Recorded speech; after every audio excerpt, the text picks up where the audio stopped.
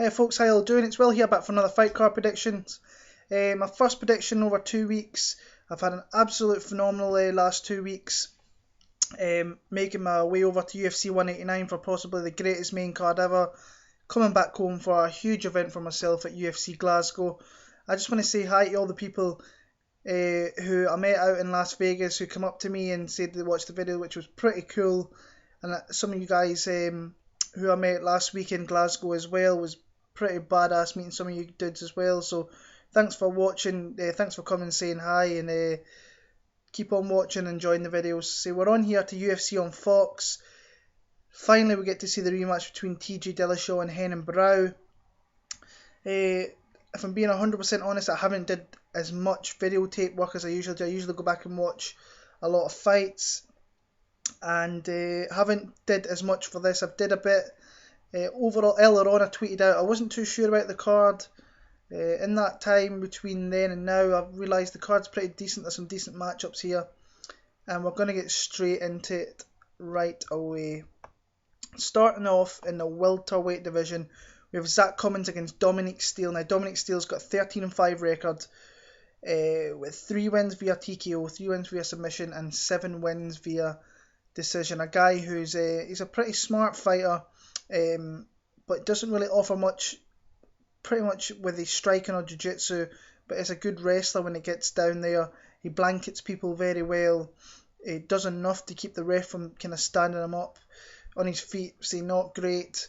Has a good jab when he wants to use it in some of his fights. I watched his last fight with Chuck O'Neill, a guy who you might have seen in The Ultimate Fighter. CFFC, you guys should watch that. And ground out a pretty unanimous victory over Chuck O'Neill there to get his chance here. Coming in for Brago Neto, pulled out citing an injury here. So it's against Zach Cummings. This is his first fight since UFC Dublin last year, where I was at the card. And personally, I thought he won the first round against Gunny Nelson. I thought he did enough in the feet. Gunny didn't really do too much in that fight, that first round. But got caught with a nice shot, got taken down, and if we've seen with Brandon Thatch, if Gunny Nelson gets any part of your back, you are absolutely done. I like Zach Cummings in this one. I just think he's overall better than Dominique Steele. I think he can hurt him on the feet. I think he can take him down. I think he could get a stoppage as well. I'm going to go a second round TKO victory here for Zach Cummings. Women's Bantamweight division with Jessamyn Duke against Elizabeth Phillips. Both girls maybe shouldn't still be in the UFC. I think Elizabeth Phillips has been a little bit unlucky. She lost to Valerie Letourneau, which I think she lost that one. I don't think she lost the next one against Miliana Dudieva. I thought she just did enough to win that fight. I'm actually surprised she's still with the UFC, because she kicked up a stink on Facebook and put a post on there, which was a little bit crazy to see. Pretty gritty, comes forward, throws a lot of shots. She's going to have the far less reach advantage in this fight. Duke is a very long girl in that division. She's a big reach, and these two have actually fought before on the amateur scene, away back at RFA2, and Jessamyn Duke actually submitted her in the second round, if I remember right off the top of my head. I remember watching that one back. I think Jessamyn Duke has just got enough to win this fight. Since I heard the matchup, I've actually been going with Elizabeth Phillips, but I think Jessamyn Duke, she has to eventually turn up and do something. She lost to Betchko here, Leslie Smith. I think this is a better matchup for her, and I'm going to go with Jessamyn Duke. I don't think there's going to be much in it. I think it's going to be another split decision victory for her. Lightweight division with Ramsey Nijem against Andrew Holbrook, who's coming in here on short notice for Eric Koch. Ramsey Nijem is so up and down. I think he's got a 9-5 record. We've seen him in the Ultimate Fighter. He's had some very impressive victories. He had one over Beneil Dariush. Now that's a good victory, looking at who Beneil Dariush has beat and who he's facing in an upcoming fight. Andrew Holbrook here is coming in 9-0, all wins via submissions. He's a pretty decent prospect, this guy. He's okay on his feet, but his main attributes is when he goes to the ground, he's really dangerous down there. He can catch onto things and submit people.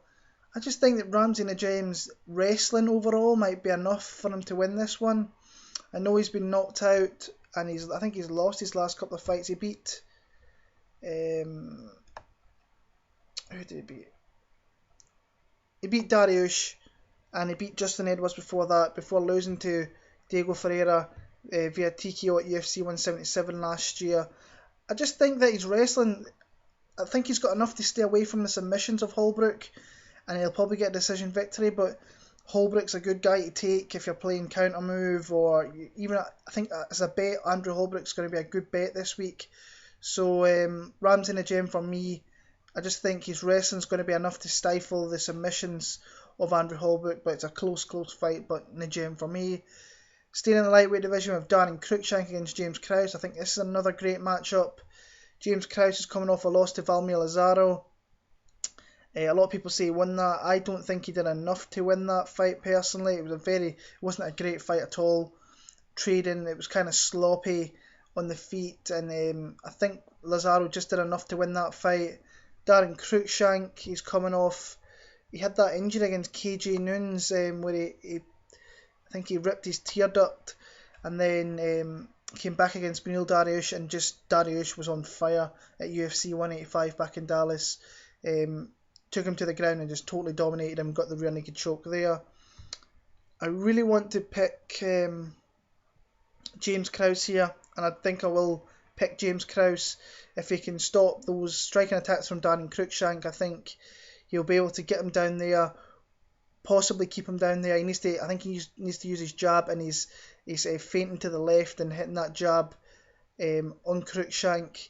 But there's another close one. I'm just going to go James Krause via decision there.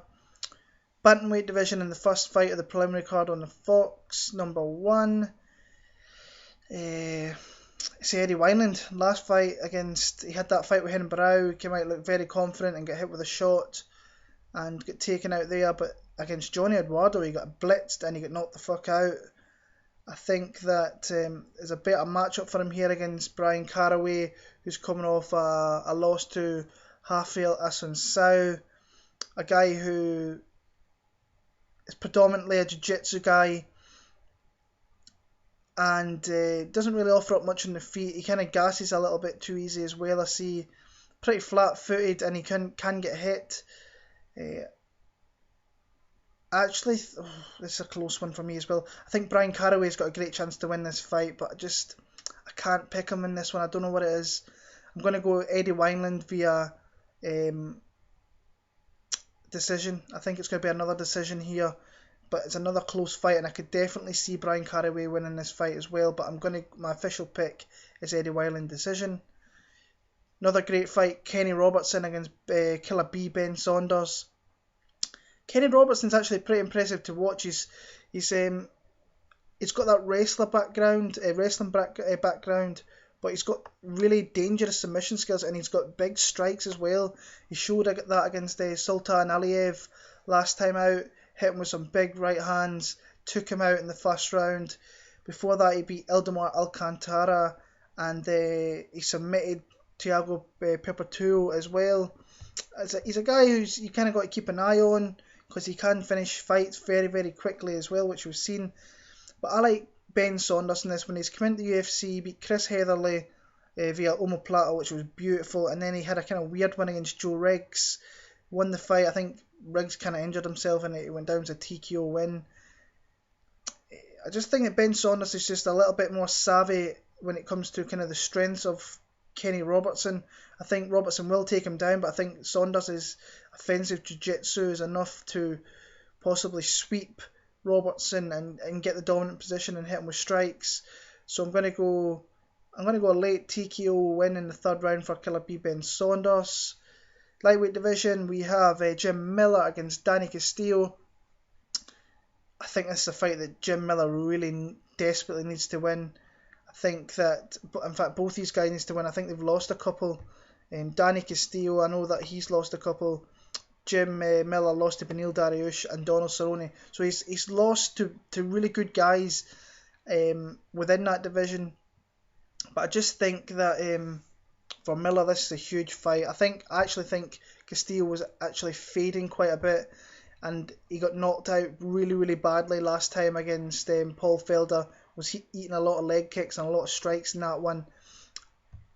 Like Ben Saunders, I just think he's a little bit more savvy everywhere. Jiu-jitsu as well, if he gets him down there, he's going to have a really good chance of possibly submitting Danny Castillo. Castillo, I don't really see where he has much of the advantage in this one. Maybe slight striking, but he's never been a pretty dominant striker, has Danny Castillo. Is more a wrestler. I'm going to go Jim Miller. I'm going to go submission late in the second round. The main event of the preliminary card, Gian Villante against Tom Lawlor. It's the first time we've seen Tom Lawlor in about 3 years, I reckon. He was supposed to fight UFC Dublin. I think he got injured in that one. And in that time, Gian Villante he's came across as a pretty decent light heavyweight. He's coming off 2 fight of the nights against Corey Anderson last time out, and before that, Sean O'Connell. Got some big strikes. He threw some real power shots at Corey Anderson last time. I think he hurt his jaw, if I remember right. Maybe knocked some teeth out. Tom Lawlor's last win was via submission against Michael Kuiper, who's not even in the UFC anymore. I have to go with Gian Villante in this one. I just think he's striking. I think Lawlor's got enough to take him to the ground, but I think Villante's powerful strikes are going to accumulate a little bit and they're going to hurt Lawlor. So I'm going to go Gian Villante. I'm going to go decision. I think Lawlor's tough enough to stick out a decision. Main card. Great fight to start off. We have Joe Lauzon against Takanori Gomi. This is a really fun fight on paper when you look at it. Lauzon, I think he's kind of... I'm not sure. I'm trying to say he's maybe fading a little bit. I'm not entirely sure with that. Losses to Jim Miller, which was a great fight. Lost to Michael Johnson, which was definitely the right decision. Beat Max Danzig. Beat Michael Chiesa, which was a fun fight, but I think Chiesa was actually getting the better of him in that one. And then he lost via TKO to Ali Quinta. I think he is going back a little bit, Joe Lauzon, but he's against a guy here who's also kind of fading a little bit in the Japanese legend, which is Takanori Gomi. Gomi, he's kind of been up and down in the UFC. He lost to Miles Jury, he got absolutely destroyed against Miles Jury in Japan last year, in all honesty. Beat Isaac Valley Flag in a pretty close... He won via unanimous decision, but it was a closer fight than that. I just like Joe Lauzon here. I think he could catch... Gomi fades quite easily, and I think once it goes into the second round, we're going to see Lauzon put on the afterburners, get him to the ground, where he'll have a distinct advantage down there. And I'm going to go a submission early third round for Joe Lauzon.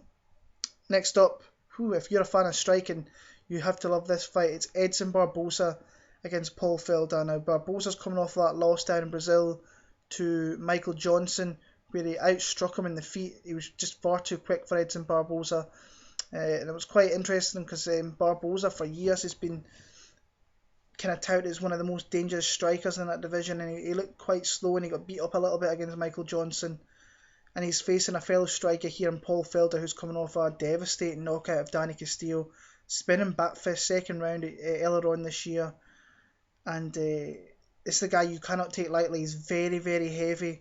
He's won his 2 fights in the UFC, beat Jason Sago via split decision, which wasn't a great fight. But this guy has spinning attacks, which you've got to look out for, as does Edson Barboza. I think that Barboza is the quicker fighter, striking-wise, but I think that Felder is the more powerful striker overall. Both fly with leg kicks, high kicks. Felder especially with spinning high back kicks. Spinning roundhouse kicks as well, as he showed against Craig Johnson in CWFC with a beautiful knockout there. I think Edson Barboza is going to get this done. I'm not sure who's the favourite in this one, but I like Edson Barboza. But I think it could be very close. I can see both guys getting knocked out. But I like Edson Barboza. I think it's going to be a really heavy striking matchup, and I think he's just going to come out via a very close split decision. So Edson Barboza for me. Co-main event, we have Miesha Tate down Cupcake Tate against Jessica. Now I love both these girls. I've been a huge Miesha Tate fan for a very, very long time, and I thought she looked fantastic against Sarah McMahon last time. I think she lost the first round, came big in the second and third. McMahon tried to take her down. She countered her, and kept her down there and pounded her out a little bit. And before that, she beat Rin Nakai, a gal, Miesha Tate, who is she is probably the second best gal in that division, but she's never ever going to get past Ronda Rousey. So in that case, I'd like to see maybe Jessica Eye win here, just to kind of freshen up the division a little bit, because I don't think anybody really wants to see Tate and Ronda 3, because I don't really see it ending any different than the first two did. Jessica Eye, on the other hand, she's coming off that devastating kind of doctor stoppage against Leslie Smith. I actually had the pleasure of speaking to Leslie Smith at the Las Vegas Liquid Pool Party, and she was pretty honest. She says that Jessica Eye's striking was very accurate, very pinpoint. Was beating her ass, hit her with some huge shots to that ear, which obviously ended up exploding. So that's where she might have the definitive advantage over Miesha Tate, is the quick hands, the accuracy of her striking. I would like to see Jessica Eye win, but I have a feeling for Miesha Tate in this fight, and I'm going to go Miesha Tate via decision. But mark me down, I would like to see Jessica Eye win, and I'll probably bet Jessica Eye this week, if I'm being honest, as well. And in the main event, we have TJ Dillashaw against Renan Barao. Finally getting to see this matchup again after, I think it's a couple of pullouts. UFC 186, it was UFC 177 last year. I know we're like four days out from the event. I just hope that we can get this done and dusted here. And I don't see any other decision than what the first fight was. Maybe Barao will show a little bit more in this one, be a little bit more smart and watch what he's doing a little bit more. I like TJ Dillashaw via decision. Dillashaw is coming off that win over Barao, and then he had a really kind of tough fight against Joe Soto. Not tough as in his opponent. Soto is a tough veteran, he's been around a long time, but changing up opponents within on 1 day's notice, that's hard for any fighter, and he did very well against Joe Soto and eventually got the finish late in the fifth. His striking, his movement is unbelievable. We saw in the first fight he's got big power shots. He threw some lovely high kicks as well. He's got them angles where he shoots off to the side and he throws as soon as he lands. Barao, on the other hand, he faced Mitch Gagnon. I don't think he looked great in that fight, but he did get the finish over Mitch Gagnon, which is saying Mitch Gagnon is a tough guy, but the finish is a finish, and he's got his rematch here. It's going to be interesting. If Barao has a nice healthy cut, it's going to be a great fight this, but I just don't see TJ Dillashaw losing yet, and I like Dillashaw via TKO. So that is my picks for UFC on Fox, Dillashaw v Barao. I'll be back next week for UFC 190, Rousey versus Correa. Come follow me on Twitter, WillMartin7MMA. I'll be posting a few bets before this event goes out on Saturday afternoon. I won a nice one last week. Hopefully some of you got on that as well. So I'll be back next week. You take care and enjoy the fights when they come around. So cheers.